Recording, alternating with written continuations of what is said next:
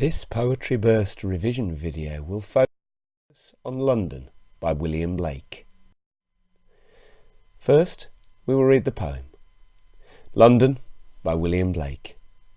I wander through each chartered street, near where the chartered Thames does flow, and mark in every face I meet marks of weakness, marks of woe. In every cry of every man, in every infant's cry of fear, in every voice, in every ban, the mind-forged manacles I hear. How the chimney sweepers cry, every blackening church appalls, and the hapless soldier's sigh runs in blood down palace walls. But most through midnight streets I hear how the youthful harlot's curse blasts the newborn infant's tear, and blights with plagues the marriage hearse.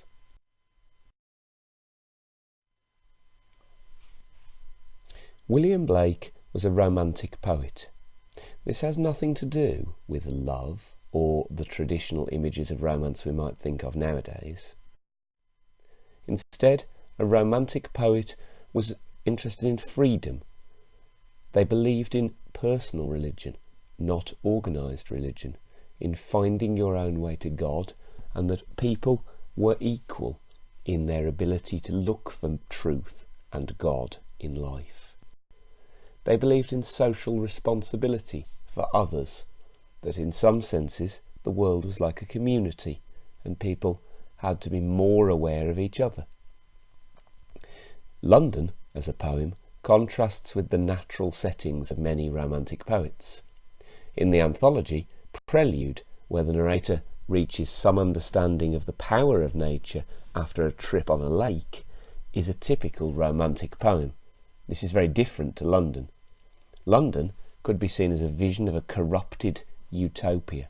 The capital city has been changed by greed, by political corruption. The way that reality can be a mockery of every value that human society should see as important. The people we should protect, we are often not protecting. Now we will look at some of the key quotations of the poem. First, I wander through each chartered street. Here the poet walks through London. Chartered refers to the town planning and organisation. If we look at the quotation specifically, we can see that the verb wander and the adjective chartered are particularly important. The verb wander suggests that the poet is free. The verb has connotations of freedom and exploration, as if the poet is exploring London and is discovering its problems with fresh eyes. This is contrasted to the adjective chartered, which implies the streets are tightly controlled. Everything is organised. Even the river is described as chartered, controlled.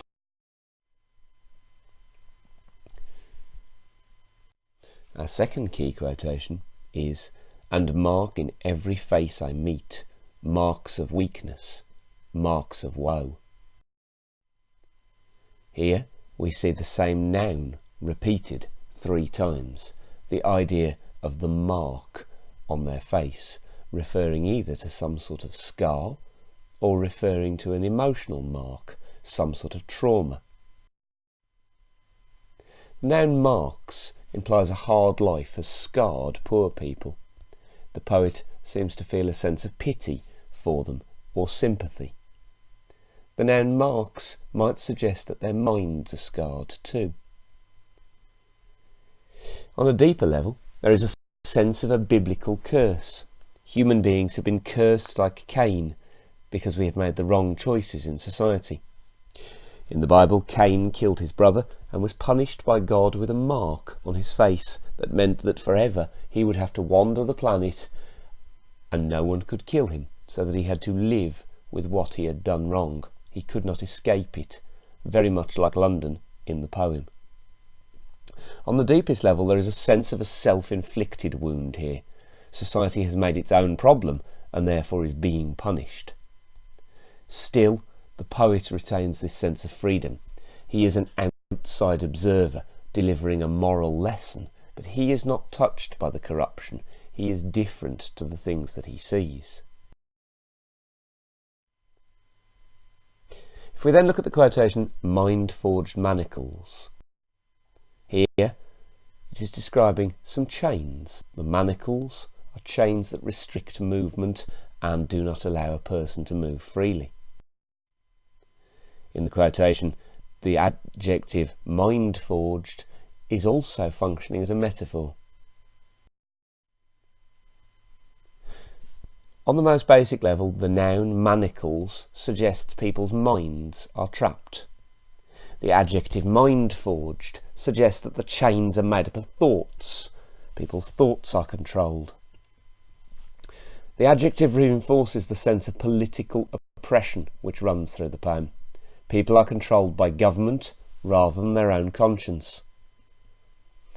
Again, there is a sense of a self-inflicted wound here.